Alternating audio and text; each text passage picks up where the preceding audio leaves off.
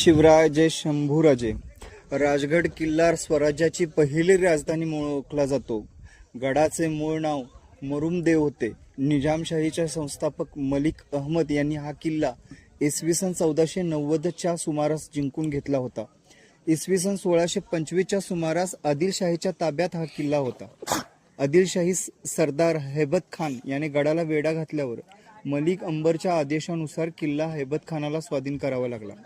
सन 1630च्या सुमारास शहाजी राजे आदिलशाही सोडून निजामशाहीकडे आले तेव्हा हा गड त्यांच्या ताब्यात होता. सन 1645 मध्ये हा किल्ला छत्रपती शिवाजी महाराजांनी जिंकून घेतला व किल्ल्याचे नाव राजगड म्हणून ठेवून किल्ल्याचे मोठ्या प्रमाणात बांधकाम केले.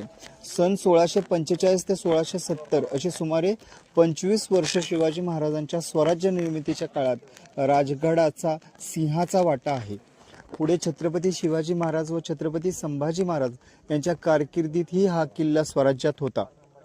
1689 आणि 1701 ते 1707 या काळात हा किल्ला मुघलांच्या ताब्यात होता.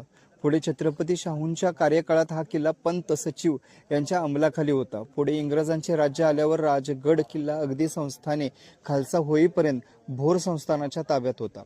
राजगड हा किल्ला पद्मावती माची, सुवेळा माची, बाले किल्ला, संजीवनी माची अशा 4 भागात विभागला आहे. साधारणतः पद्मावती माची व बाले किल्ला या भागात तत्कालीन निवासी घरे व राजवाड्यांचे अवशेष आहेत. किल्ल्याच्या चारही दिशाने प्रवेशद्वार होती.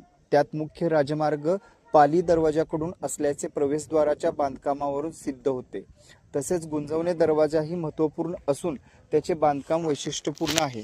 किल्ल्यावर चोर दरवाजा, पद्मावती तलाव, पद्मावती देवी मंदिर, रामेश्वर मंदिर, दारुखाना कोठारे, राजवाड्यांचे अवशेष, राणीवसा तलाव, सदर गुंजवणे दरवाजा, चिलखती बुरुज, काळेश्वर टाके, भगीरथ मंदिर, मल्लिकार्जुन मंदिर, पाली दरवाजा, आळू दरवाजा, जननी माता मंदिर, चंद्रकोट टाके, संजीवनी माचीवरील तिहिरी तटभिंती इत्यादी महत्त्वपूर्ण अवशेष आहेत.